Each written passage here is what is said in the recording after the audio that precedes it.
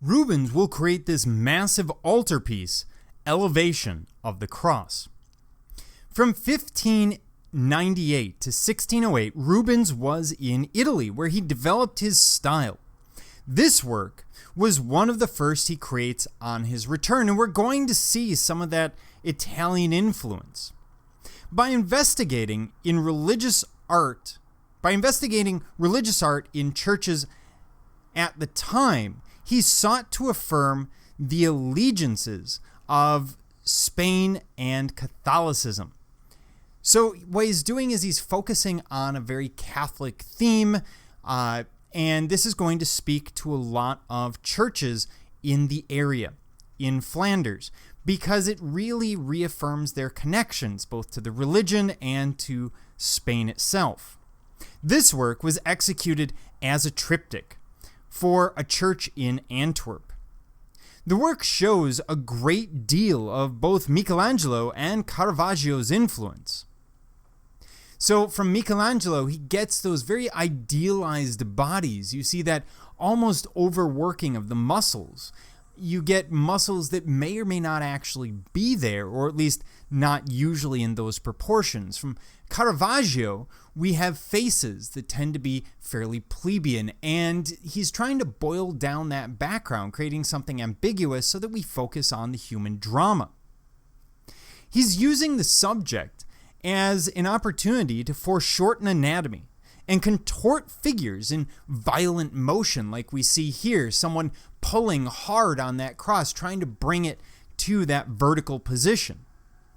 The crucifix itself is designed to cut across the picture plane, uniting the image both laterally and in terms of depth. So he's trying to unify the overall composition, especially in the middle frame, through the use of that cross. He's cutting it both across, but then dropping it back into space, so that he's drawing us into that midground of the rocks. We get the sense that that one man at the back is actually standing on those rocks, and it's a way of drawing us into the image, getting us involved as the viewer.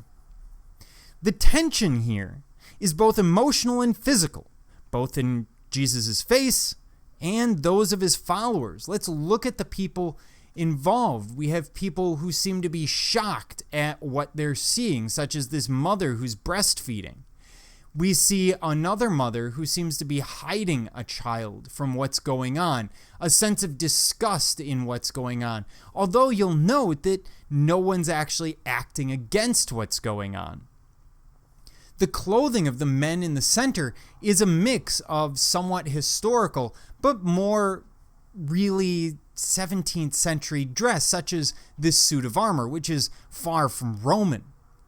We see on the other side another one of the criminals being brought in and one laid down at the cross. We see that idea of the eclipse that will happen when Jesus dies on the cross, even though that will be hours from now. So he's trying to draw in a lot of different ideas. And we have our typical Northern European symbolism, such as the dog, giving us a sense of faith, fidelity. If you have faith in Jesus, then you'll be saved, which is a very Protestant idea, but in this case, he's using it in Catholic terms. So he's trying to push the idea that we must have faith in Catholicism, in Jesus. Now, Rubens' work at this time is marked by the strong juxtaposition of light and dark, meant to heighten the drama of the image, and there isn't an image that's going to be much more dramatic than the crucifixion. He's also placed it in a landscape, which would be familiar to the viewer, and here we see that juxtaposition of light and dark, not just on individual bodies, but across the canvas. We have a cross forming, so the darkest section is in this upper left, and then it runs across to the lower right. Same with the brightest light, which runs from the upper right to the lower left. He's constantly moving you across the image, encouraging you to explore deeper and deeper, and this is part of the genius of Rubens.